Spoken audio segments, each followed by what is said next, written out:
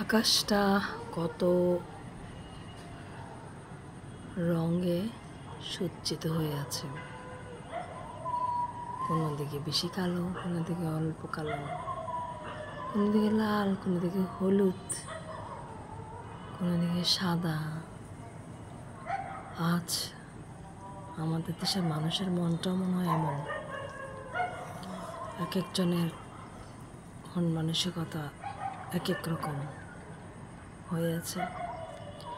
আসলে আমরা এই নিউজগুলো যখন দেখি, আমরা আসলে কেউ কিন্তু মানসিকভাবে শান্তিতে থাকতে পারছি না। কারণ এগুলি আমরা আশা করি নাই আসলে এইভাবে স্টুডেন্টদেরকে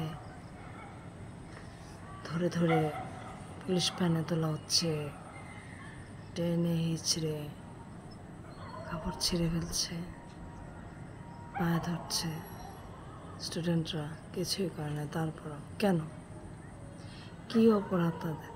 হয়তো তারা একসাথে তারা একটু কথা বলতেছিল, হয়তো বা কোচিংয়ের থেকে বের হয়ে একসাথে হাঁটছিল, সেটাই হয়তো ওদের অপরাধ ছিল। কারণ ওদের হাতে তো কিছুই নেই। কেন ওদেরকে ধরলো? কেন ওদের উপর এভাবে টর্চার করা হচ্ছে? কেন ওদেরকে এভাবে মানসিক যন্ত্রণা দেওয়া হচ্ছে? কেন ওদেরকে এভাবে হ্যারাসমেন্ট করা হচ্ছে?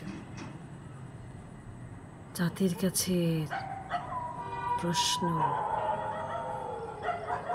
আপনারা কিছু করেন সবাই মিলে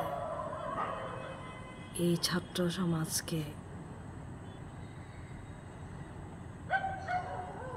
ফিরিয়ে আনার জন্য পুলিশের কাছ থেকে, হাজতখানা থেকে, জেলখানা থেকে যে যেভাবে পারেন সহযোগিতা করেন। আর ভালো লাগছে না এইভাবেই মানুষের মনটা এত রঙে রঙ্গিত হয়ে আছে।